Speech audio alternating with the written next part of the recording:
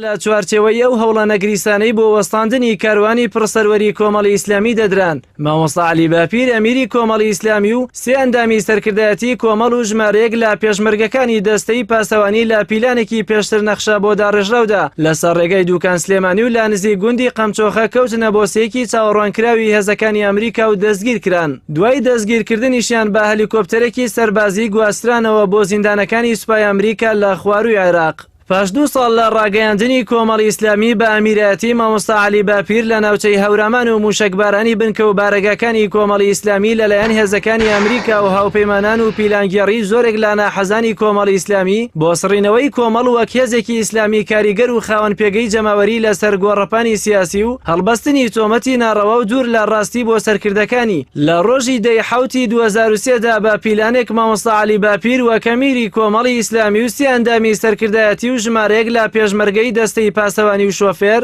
لەسەر بانگهێشتێکی لایەنی ئەمریکی بە مەبەستی دانوستان و گفتوگۆ بەرەوە ئۆتێلاشووری دووکان بەڕێ دەکەون و دواتر لەسەر ڕێگای دووکان سلێمانی و لە نزیک گوندی قەمچۆخە لەلایەن هێزەکانی ئەمریکاوە دەستگیر و بێسەروشێن دەکرێن. تۆفیق کەریم وەک یەکێک لە هاوڵە دەستگیرکراوەکانی مامۆستا عەلی باپیر لە لێدوانێکیدا ئاشکرای دەکات پێش پیرانی دەستگیرکردنی مامۆستا عەلی باپیر و هاوڵانیدا لەلایەن چەند کەسێک و حیزبێکەوە ئاگادارکراونەتەوە پیلانێک بۆ لە ناوبردنی کۆمەڵی ئیسلامی و مامۆستا عەلی باپیر لە ئارادایەوە ئامانجیش تەنها لە ناوبردنی بزوێنەرانی کۆمەڵی ئیسلامی و تێوەگلانی مامۆستا عەلی باپیر بە ڕژەمی پێشووی باس و سڕینەوەی خودی حیزبەکەیە لە گۆڕەپانی سیاسی هەرێمی کوردستان و عێراق.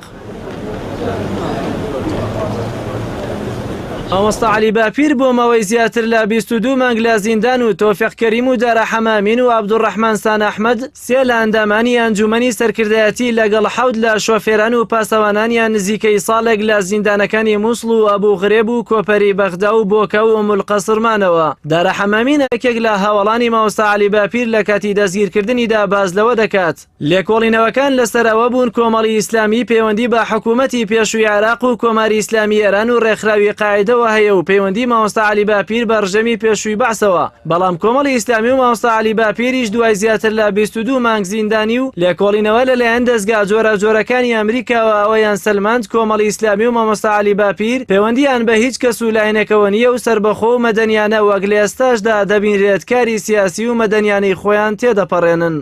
لەگەڵ دەستگیرکردنی مامۆستا عەلی باپیر و هاوڵانی بە پێچەوانەی پیلانی دوژمنانی کۆمەڵ و سەرکردایەتیەکەی ئەندامان و لایەنگرانی کۆمەڵی ئیسلامی و جەماوەری ئیسلام دۆستی کوردستان و کەسایەتی سیاسی و کۆمەڵایەتیەکان خۆپیشاندانێکی دەیان هەزار کەسیان دژی دەستگیرکردنی مامۆستا عەلی باپیر و هاوڵانی ئەنجامدا و داوای هەرچی زووتر ئازادکردنیان کرد. دواتر و پاش تێپەڕبوونی 22 مانگ لە زیندان و لەژێر لێکۆڵینەوەی دەستگا هەواڵگریەکانی ئەمریکا 2000 بە ڕەتکردنەوەی سەرجەمەوە و تۆمەتانەی خراپبوونە پاڵ مامۆستا عەلی باپیر خەونی ناحەزانی ڕابوونی ئیسلامی و بەتایبەتی کۆمەڵی ئیسلامی بوو بە بەڵقی سەرا و 2000 لە 28 چواری 2005 مامۆستا عەلی باپیر ئازاد کرا و لەلایەن جەماوەرێکی بەرفراوانی کۆمەڵی ئیسلامی بە گشتی و موسڵمانانی هەرێمی کوردستانەوە لە ناوچەی چیمەنی نزیک کەرکووک پێشوازی لێکرا. ئازادبوونی مامۆستا عەلی باپیر و هاوڵانیشی دوای ئەو ماوە زۆرە لە زیندانە سەربازیەکانی سوپای ئەمریکا سەلمێنەری پەرێزی پاکی کۆمەڵی ئیسلامی و سەرکردایەتیەکەی بوو بۆ هەموو لایەک و وەڵامێکی کەمەشکێنیش بوو بۆ هەموو ئەوانەی بە تۆمەتی ناڕەوا و هەڵبەستنی درۆ هەوڵی سڕینەوەی ناشرینکردنی کۆمەڵی ئیسلامی و کاروانە پڕڕێبوارەکەیانەدا.